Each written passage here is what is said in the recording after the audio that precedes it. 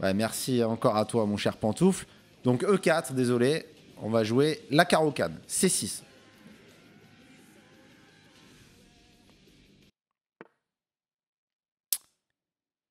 Et après cavalier F3, on va, c'est l'objectif de la carocane, mettre notre pion en D5. Et on a préparé avec C6 de sorte à pouvoir reprendre. Et encore merci à toi, mon cher Pantoufle. Donc prise et prise. Ok. Oh là là, les blancs qui jouent de manière assez timide. Hein. Ils bloquent leur fou, comme dans la partie précédente. Ils bloquent leur fou. Qu'est-ce que vous joueriez? C'est un peu timide. Et puis, ils pouvaient mettre le pion de 2 cases et contrôler la case de 5, mais ils décident d'être très timides. Qu'est-ce qu'on fait? Bon, évidemment, on se développe. Cavalier C6. Cavalier F6, c'était OK aussi. Ah non, à Péris, on ne fait pas D4 avec les noirs, en tout cas. Je ne sais pas si c'est ce que tu proposais. Non, 1700, c'est pas débutant. 1700, c'est intermédiaire. 1700, c'est intermédiaire. Ok, donc là, mon adversaire qui fait n'importe quoi. Pourquoi il m'a donné un temps en faisant D3 ou D4? Est-ce que c'était un misclick? Je sais pas. Qu'est-ce que vous joueriez? À chaque fois, posez-vous la question. Hein. Et merci à Madness pour le sub. Alors, on développe les cavaliers. On sait qu'ils vont aller là, les cavaliers, donc c'est parfait.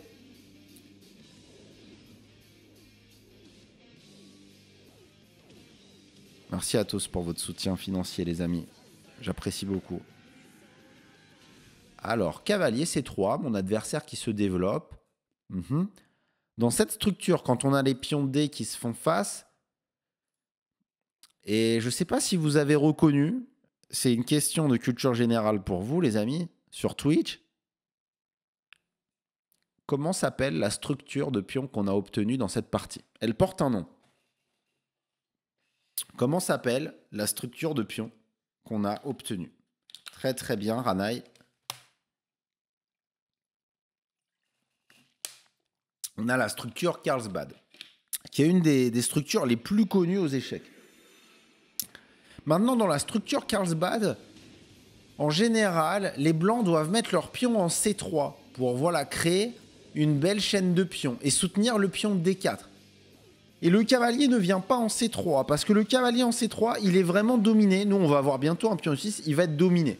Ok. Qu'est-ce que vous feriez? Bon, avant de faire E6 et sortir ce fou pour roquet, on ne veut pas bloquer ce fou, donc on va jouer fou G4. Voilà. Notre plan, c'est E6, sortir le fou. Donc c'est parti. E6, on va sortir le fou.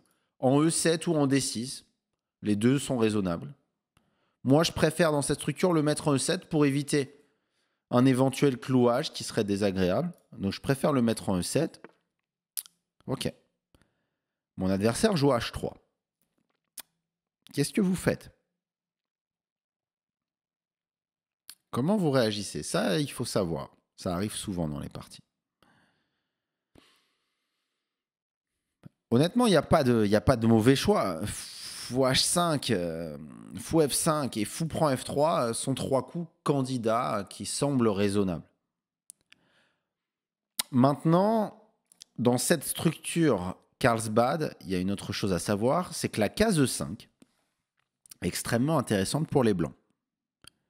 Elle porte un nom, cette case 5, c'est un avant-poste. Donc c'est une case qui est située sur la colonne semi-ouverte des blancs, dans le camp de l'adversaire, sur la 5e rangée. C'est une case qui est intéressante, l'avant-poste, parce que lorsqu'on y met une pièce, la pièce est difficile à chasser, parce que le jour où on pousse F6 pour chasser la pièce, on se crée un pion arriéré en E6. Ça, j'en parlerai souvent de l'avant-poste.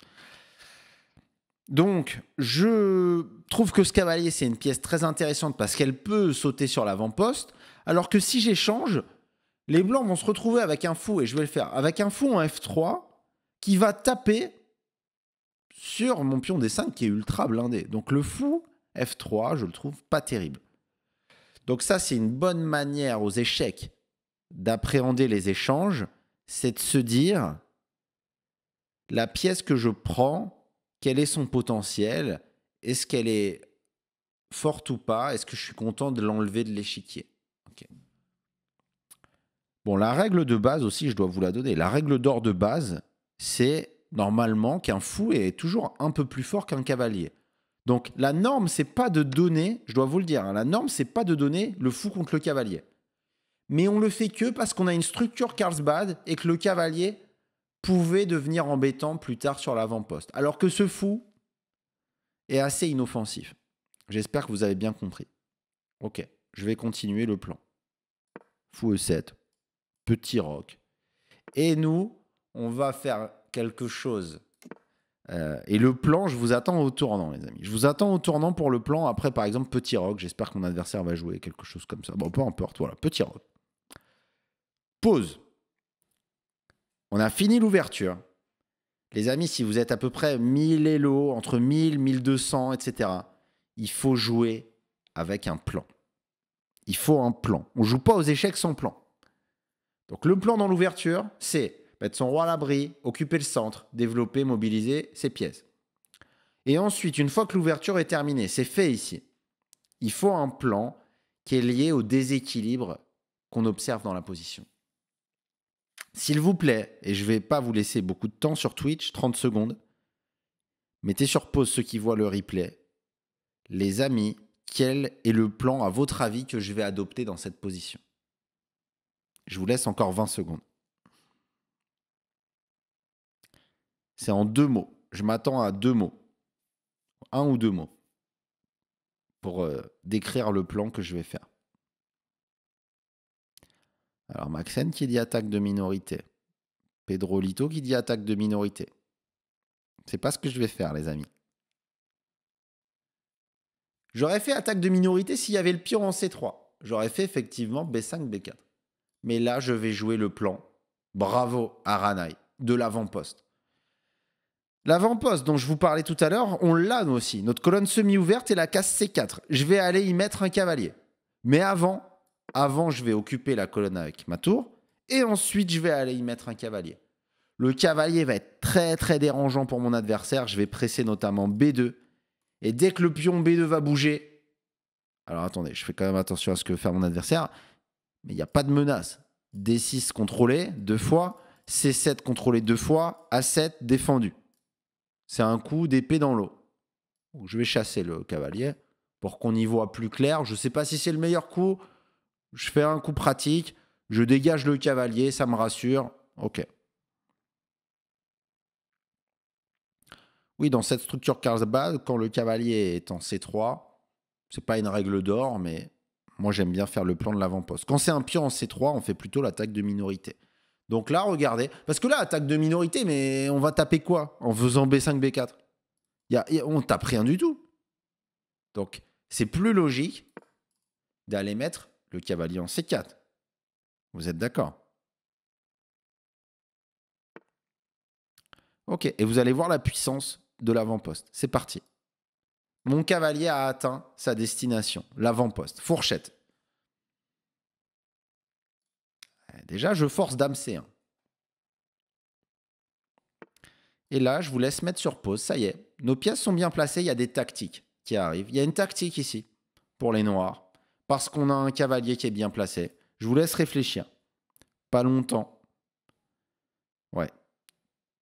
Double attaque. Dame B6. Attaque B2. Attaque D4. Terminé. On gagne un pion et probablement la partie. Alors, il faut calculer quand même ce qui se passe sur B3. Voilà, c'est le coup qu'on attendait. Alors, il y a beaucoup de possibilités sur ce coup. Là, c'est une séquence tactique. Et moi, le premier coup que je regarde, c'est un coup forcé. Dame prend. Ah, mais dame prend, je vois une belle ressource pour mon adversaire. C'est pas facile. Est-ce que vous la voyez? Dame prend, je pense que ça perd pour les noirs. Dame prend cavalier E2, intermédiaire. Sauve le cavalier, attaque la dame. Et après, les blancs vont pouvoir prendre le cavalier. Mince, ça, on n'avait pas vu. Est-ce que c'est la fin du monde? Non, c'est pas très grave. Dans tous les cas, on a provoqué l'avancée du pion parce que notre cavalier était très dérangeant. C'est le plan de l'avant-poste. Donc là, on peut juste jouer un coup de cavalier. Par exemple, cavalier A3. Et regardez, il y a des problèmes sur la colonne C. C'est pour ça que quand on fait le plan de l'avant-poste, on met la tour sur la colonne semi-ouverte, puis on met le cavalier sur l'avant-poste.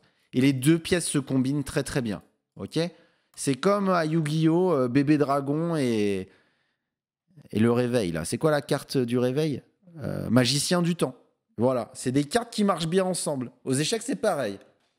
Avant-poste, la tour et le cavalier est terminé.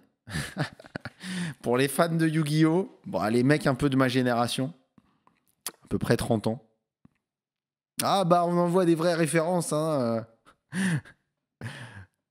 Ok, donc là, notre adversaire qui commet une boulette dans une position difficile, mais à ce niveau-là, bien sûr, il va y avoir des blunders. Le cavalier qui saute. Pièce de plus. Maintenant, c'est une conversion. C'est une conversion technique. À noter, hein, le cavalier n'était pas en prise. J'invoque la tour C3 en mode attaque. Ok, alors là, le plan, vous l'avez. Hein. Il y a C2 qui va tomber, il y a la tour F qui va venir en C8. En général, aux échecs, là, vous le savez, on a une pièce de plus. Les échanges, on les accepte volontiers, mais surtout, on va continuer à mobiliser les pièces. Ça, c'est un truc qu'il ne faut jamais arrêter de faire. Même quand on a gagné du matériel. On continue à mobiliser. Là, je pourrais prendre ici. Bon, je vais le faire, pourquoi pas. Mais je pourrais aussi juste doubler. Vous voyez? Et d'ailleurs, je vais même prendre avec le cavalier, en fait. C'est plus fort. Parce que j'attaque la tour et j'attaque le pion D4. Donc, mon cavalier avait rien à faire là au bord, donc je le ramène au centre.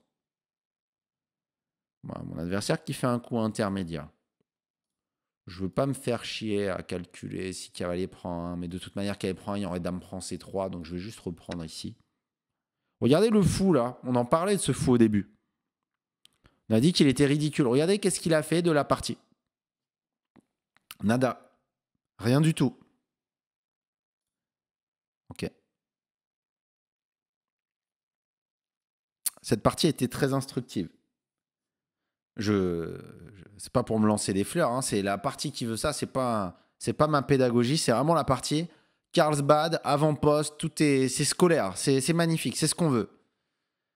Il attaque le cavalier, toujours se demander ce que veut faire l'adversaire. Je ramène une pièce, je défends le cavalier. Le pion D4 qui va tomber, on a toutes les pièces bien placées. Là, on se régale. La Caro-Kann, vous allez souvent avoir la structure Carlsbad. Et il y a beaucoup de matériel sur YouTube, sur la structure Carlsbad, donc c'est parfait pour vous.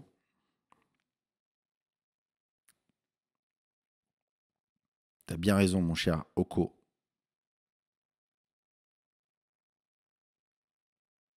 Moi aussi, je devrais me mettre à jouer la Caro-Kann. Je devrais me mettre à jouer la Caro-Kann. Moi, à mon niveau, à 2300, ce qui m'embêterait en partie longue sur la Caro-Kann, ce qu'il faudrait que je travaille. La variante classique et la variante d'avance, c'est des choses qui me dérangeraient. Mais ok, il y a des recettes, hein, évidemment. Ok, qu'est-ce que vous feriez dans cette position? Bon, on va jouer simple. Simple chess. Je prends le pion, j'attaque la dame. J'ai pas trouvé d'autres découvertes. Cavalier A3, ça marchait pas. Il y avait dame prend. Mon cher Lolo. Sicilienne. C'est pas ce par quoi je commencerais, sicilienne. Parce qu'on retarde un peu le. Je sais pas. Sicilienne, c'est pas. On peut si on a envie, mais. Caro-Kann plus simple, globalement. Plus simple. On a un meilleur contrôle du centre sur la Caro-Kann. Je veux dire, quand on débute, on a moins de chances de perdre le contrôle du centre. Qu'est-ce que vous feriez dans cette position? Attendez, j'enferme pas la dame là? Pas encore. Il faudrait que je procède à des échanges. Donc je vais pas me faire chier. Il y a sans doute des coups plus forts, mais regardez. Proposer un petit échange de dames là.